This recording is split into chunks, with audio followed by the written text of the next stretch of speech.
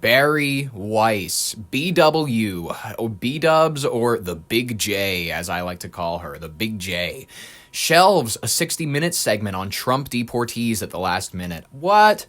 I mean, in a surprising turn of events, folks, at CBS News, one of the most trusted institutions. I mean, gave us Walter Cronkite. It gave us, like, a lot of, people looked at this thing as a symbol of, like, yeah, this is, like, we go here when we want to know what's what and what's real. Well, this lady, newly appointed editor-in-chief Bari Weiss, made the decision to pull a highly anticipated segment from the December 22nd, 2025 episode of 60 Minutes just hours before airtime. The segment, titled Inside CECOT, focused on the harrowing experiences of Venezuelan immigrants deported by the Trump administration to El Salvador's notorious CECOT mega prison. Ooh, I mean, I would have watched it, right? That's interesting. A maximum security facility, if you don't already know. It's known for its brutal conditions. I mean, interestingly enough, Weiss, who assumed her role following the sale of her media outlet, the Free Press, if you're not familiar with the Free Press, occasionally, they have hard-hitting articles that are really interesting, and then sometimes you look into them and the facts are a little eh. But there are occasions where they'll put out stories that are genuinely interesting, well-researched, and whatever. They have some decent reporters, but there are undeniable cracks and whatnot into lesser, like, trying to find a middle ground and more so contrarian angles. I don't know how else to put it. Not contrarian in a funny way like me, but contrarian in a way where it's, like, slightly masking conservative angles with an angle of, I'm a liberal I'm married, I'm a lesbo, but I look like them, but I don't think like them. That's her old thing that she used to throw out there. And it's like, okay, cool. You're not as unique as you think. I'm just going to be honest with you. The black conservative thing, that's been around for the longest time. You know what I mean? Like, just switching it up because you're a different race, whatever. Weiss, she, after the Free Press, if you don't already know about the Free Press, they have, they'll have an article about how, they'll talk about how the kids in Gaza, they're already sick, they already have spinal cord issues, the Israeli mortar shell in their skull, that's a third-party device, that's whatever, it doesn't really, it has nothing to do with their underlying conditions of, I don't know, they got a grain allergy or something. The Free Press and to Paramount Global amid the Skydance merger, all of them requested extensive revisions to the piece, including additional interviews with the Trump administration officials like Stephen Miller. CBS officially stated that the story needed additional reporting and was not ready for broadcast, despite prior promotion and internal approvals from the legal standards teams. This move came amid broader decisions, including President Trump's public criticisms of CBS for perceived bias coverage, and raising questions about editorial independence under new ownership influenced by Trump and other allies, like Oracle founder Larry Ellison, if anybody knows. These people, they look like goblins when you look at them. You know what I mean? They are going to live forever. They will live longer than you or I promise you that. The 60-minute segment, I would have watched it. It delved into apparently allegations of systematic torture and human rights abuses at CECOT, where deported Venezuelans, many without criminal histories, except for the fact that they were not members of the country in some instances, which technically is a crime, you know what I mean, were subjected to dehumanizing treatment. That's not great. I'm not arguing for that. You know what I mean? Based on testimonies from over 40 released deportees and corroborated by the Human Rights Watch report released on November 2025, the piece described conditions including sensory deprivation in pitch-black cells with no natural light, contaminated water used for drinking, bathing and sanitation, and overcrowded cells housing 10 to 15 people on bare concrete floors. I mean, what? That's nuts, guys. Abuses highlighted beatings for requesting basic needs, shackling that caused injuries, forced kneeling, solitary confinement in a punishment area called the Island, and instances of sexual abuse. Digital open-source investigations conducted with help from UC Berkeley's Human Rights Center analyzed satellite imagery, influencer videos, and forensic photo assessments to verify the claims, painting a picture of institutionalized cruelty under the state policy. The report noted that while the Trump administration deported 252 Venezuelans under the Aliens Enemies Act, nearly half had no U.S. criminal records, challenging the narrative that they were, quote, the worst of the worst, not just people that were in the country illegally. Weiss, she communicated that to the 60 Minutes producers that the segment suffered from insufficient balance and reporting gaps, such as failing to adequately incorporate responses from the key administration figures and providing more context on the legal justifications for the deportations. In a memo, she pointed out data inconsistencies, like over half of deportees having criminal histories, but only 8 convicted of violent crimes, and suggested including perspectives on whether the administration overstepped its authority.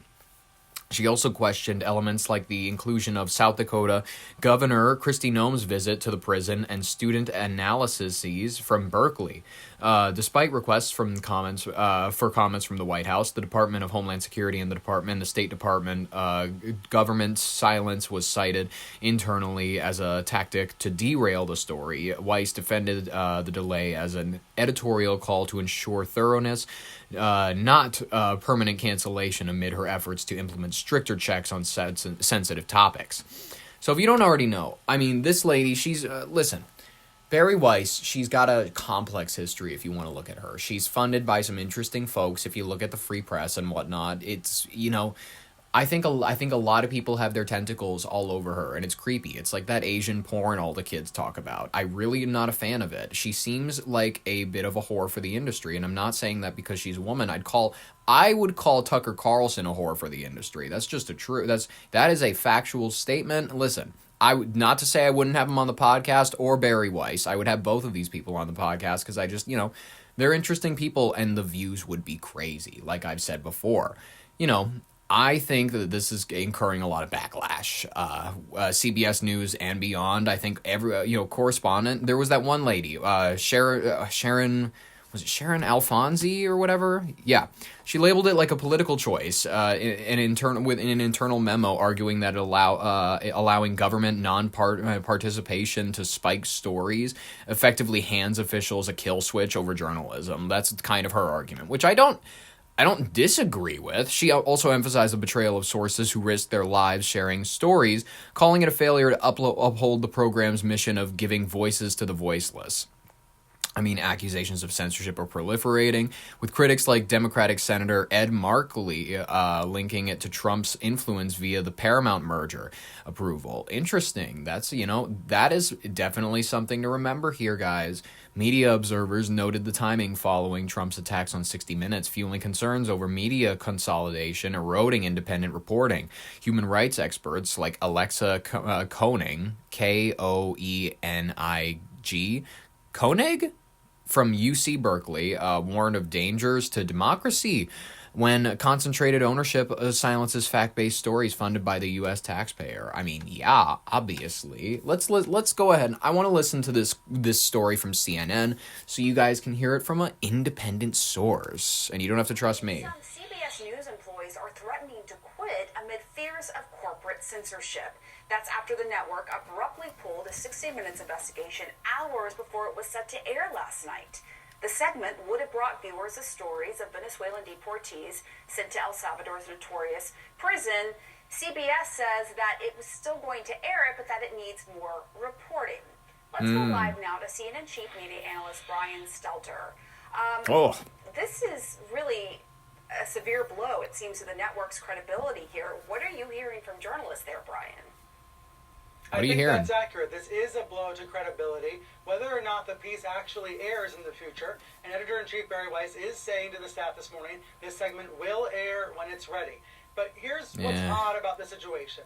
We can walk through the timeline, and I think it'll show how this doesn't really add up, all right? Correspondent Sharon Alfonsi had been working on this segment for weeks. She interviewed some of these deportees who described torturous conditions at Sicote, that prison in El Salvador that the Trump administration has been sending migrants to. So these interviews were... Maybe I'm a retard. I've been reading... It might be Sicote, but I've been reading it Sicotte.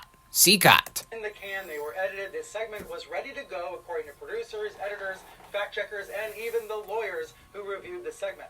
As of Friday, this was ready to go. And that's significant because on Thursday night, Editor-in-Chief Bari Weiss was able to screen it for the first time.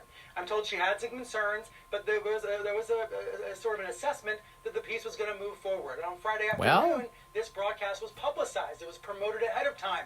Alfonsi's segment was announced to the public. And yet, on Saturday morning, Weiss weighed in with additional concerns. And I'm told, according to sources, she was especially concerned about the lack of a Trump administration response to the reporting. Now, Alfonsi says in an internal memo that waiting for a response is unrealistic because it's clear the Trump administration did not want to respond to these allegations. She said, I want to pull up the quote here, "Their refusal to be interviewed was a tactical maneuver designed to kill the story. If the administration's refusal to participate becomes a valid reason to spike a story, we have effectively handed them a kill switch for any reporting they find inconvenient." So that's the view from the 60 Minutes reporting team. The piece was ready to go, it was in the can, it was going to be broadcast on Sunday, but all of a sudden, over the weekend, Weiss decided to shelve it. And that has created a real uproar inside CBS News, with widespread concerns about political meddling and about corporate interference. All of this coming as CBS's parent company, Paramount. This was dropped the day before the broadcast. Editor's note, the broadcast lineup for tonight's edition of 60 Minutes has been updated. Our report, quote-unquote, inside CCOT, will air in a future broadcast. Both tries to ingratiate itself with the Trump administration and tries a hostile takeover bid for this network's parent company, Warner Bros. Discovery. I mean, and it comes as President Trump has really been ratcheting up his criticism of 60 Minutes. Tell us more about that and the timing of this. Yes, that's right, and that is the essential context here. You know, when Paramount changed hands earlier this year, Trump praised the new owners, David Ellison and his father Larry. He described them as friends and supporters. Trump was very excited to have CBS moving into new hands. But 2 weeks ago, Trump changed his tunes. He started to criticize the Ellisons, and 60 Minutes specifically. Trump at first was mad about an interview with Marjorie Taylor Greene that aired on the broadcast. We know Trump cares a lot about 60 Minutes, and we know he's been railing against both the broadcast and the new owners of Paramount. At the same time, these owners need regulatory approval for their future aspirations to grow the company. So that is the political context for the story. Now, I'm told by sources at CBS that Bari Weiss became more personally involved at 60 Minutes in the past couple of weeks. She said to staffers this morning that the story simply was not ready for air yet. It was not ready to go. More reporting must be done. And frankly, I'm not hearing many supporters of hers internally at CBS. I'm hearing a lot of criticism about this decision. But you know what's happened, Pam? It's not helping. Hold on, guys. Right? A lot more.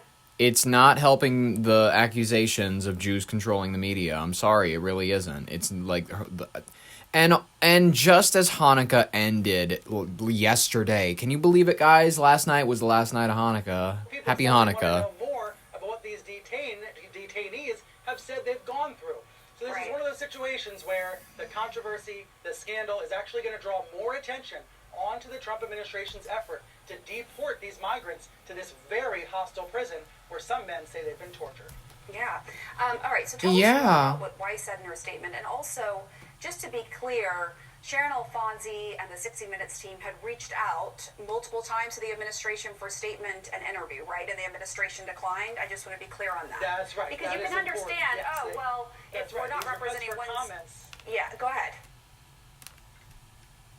These requests go ahead. Went unanswered, according to Alfonsi. But was it also for an interview or just a comment? You can't wait around forever and only broadcast the segment if they agree to be interviewed. She says that would amount to a kill switch. However, Weiss said this morning on the network's early morning editorial call, quote, "We need to be able to get the principals on the record and on camera." She means someone like Stephen Miller, the Deputy Chief of Staff at the White House. She's insisting on having those interviews. And again, that is her prerogative as editor-in-chief of the organization.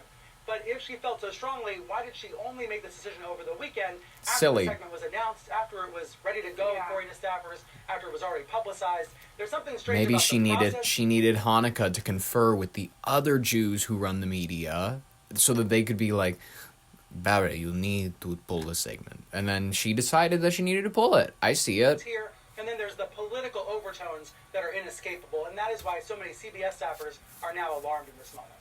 Damn. Yeah, and just to be precise, 60 Minutes asked for an interview. Well, not just comment, right? It asked for interviews with administration officials, and that was denied. Okay.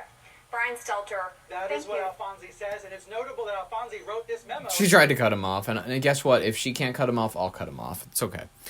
Despite the U.S. poll, interestingly enough, the segment aired in Canada through a distributor that quickly spread it online, potentially becoming one of the most viewed 60 Minutes pieces due to the controversy. There's internal turmoil at CBS that's persisting, with staff calls and memos revealing divisions over the new leadership standards. The incident here, guys, we're looking at it I'm looking at it through like a worldly angle. This woman, Weiss, she aims to reshape CBS News entirely. I think that this is going to be just like, it's not as though these challenges of balancing her kind of whatever it is, the editorial style with perceptions of bias, and it's already polarized enough, the world. So I think that this is just setting new precedents for how she's going to go ahead. She's not going to handle sensitive situations or stories very well. I think that she's going to be a very like last decision type, maybe like, oh, I'll catch me as I'm leaving the office for the weekend type of, like, I don't really, what kind of leadership style, she has, by the way, no experience running a TV network, no experience running a news thing. She came up in the opinions section rather than the actual news side of things, so I don't know. Listen, I think that she has her problems, but she also has her goods in some mild ways, but I'm struggling to see a lot of the goods right now, as I'm sure a lot of other people are. You know what I mean? Whatever. Barry, if you need some help, I'm always on the phone. You have my number. You know that we have Bohemian Grove coming up next year. I look forward to seeing you there. I will meet you. You know me. I am the one in the owl mask and the green robe, as you know. That's you know me. You know me. I can't wait to see you there, Barry. I can't wait to see you there too, Larry Ellison. Yeah, you were one of my favorites last year. Mwah. See you then.